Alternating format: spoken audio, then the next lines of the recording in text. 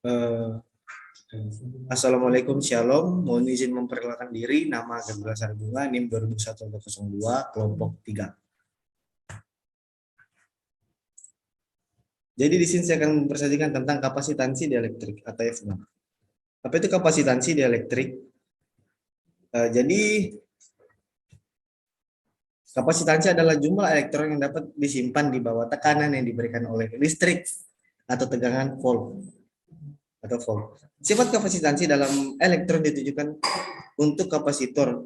Kapasitor adalah sebuah komponen yang elektronik pasif menyimpan energi dalam bentuk medan elektrostatik atau listrik statis.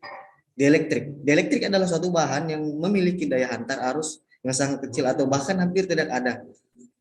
Bahan dielektrik ini dapat berwujud padat, cair, dan gas.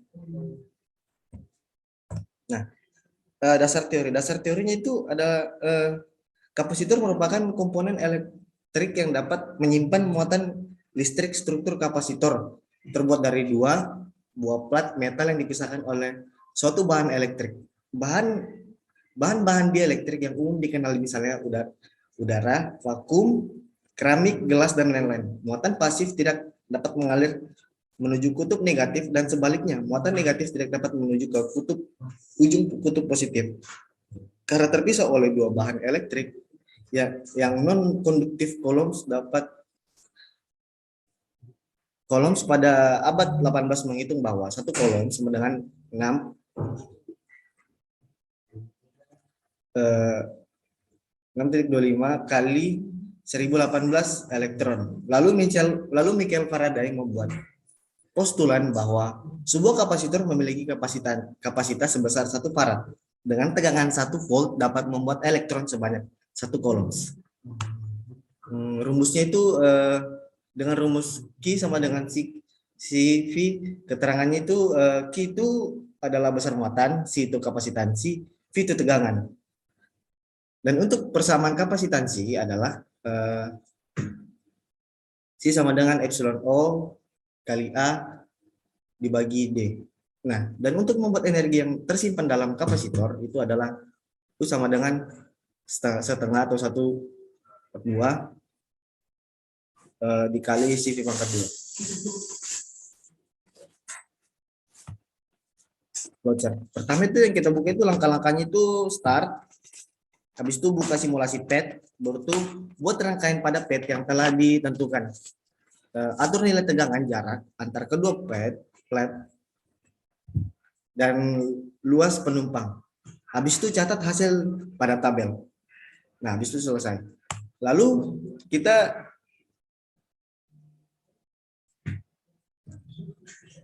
itu analisis data.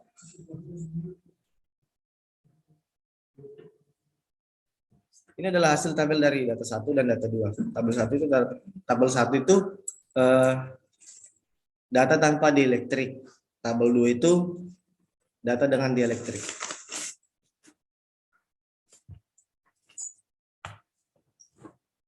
Ini adalah grafik yang kita tentukan.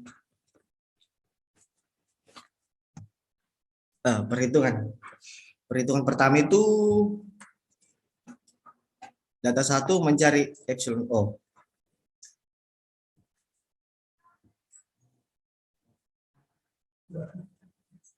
Nah, data 1 itu dengan kita 1 kali 18 dikali 10 minus pangkat 15 10 pangkat minus 15 dikali 7,5 dikali 10 pangkat 3. Hasilnya itu 8. Hasilnya itu 1,18 dikali 10 pangkat minus 15. Nah, begitu itu data 2-nya, itu data 1-nya. Nah, data 2-nya itu dengan hasil kita mencari K A1 dikali D per atau dibagi epsilon O. Nah, hasilnya itu 3,873. Nah, Ini regresi linearnya. Regresi linearnya itu dengan hasil 4,59 dikali 10 pangkat minus 15. Itu yang A1, yang ini yang A0 itu minus 2 kali 6 kali 10 pangkat minus 13. Kita langsung saja ke PET simulasinya. Nah, di sini tuh tanpa dielektriknya, kita itu mulai dari 150 atau mendekati. Nah, itu voltnya itu ukuran 1,5, jarak antar plate-nya itu 7,6. Nah, luas plate-nya itu pertama kita itu dari 150 atau mendekati, yang mendekati lah. Nah, hasilnya itu 150, kapasitansinya itu 0,18 dikali 10 minus 12 farad. Nah, begitu seterusnya sampai 400. Sampai 400. Sampai 400. Nah, setelah sampai 400 itu nanti dihitung lagi tuh, berarti dicatat lagi. Pokoknya naiknya itu 25 sampai 400. Nah, nanti hasil terakhirnya itu juga dijumlahkan jadi 0,47 kali 10 minus 12 farad. Nah, dielektrik ini kapasitansi dielektrik tadi itu tanpa dielektrik ya. Nah, jadi itu sama ya. Ini jarak antar plate-nya itu 7,4. Luas plate-nya itu 150, pokoknya yang mendekati 150 lah. Offsetnya itu 4,0. Nah, dari 150 itu hasil kapasitansinya itu 0,63 dikali 10 minus 12 farad.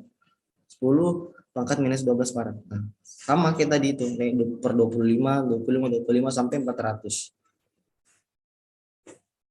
Nah, sampai 400 itu, dan hasil kapasitansinya itu 1,98 kali 10 pangkat 12 farad.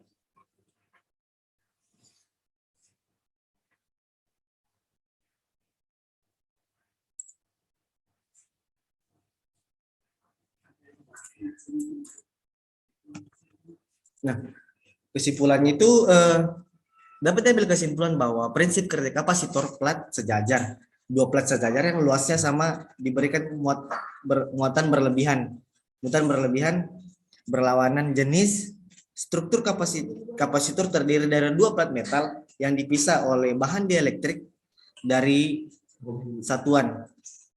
Nanti kapasitor pada dapat dirangkai seri maupun paralel dengan cara perhitungan total kapasitansi berbeda.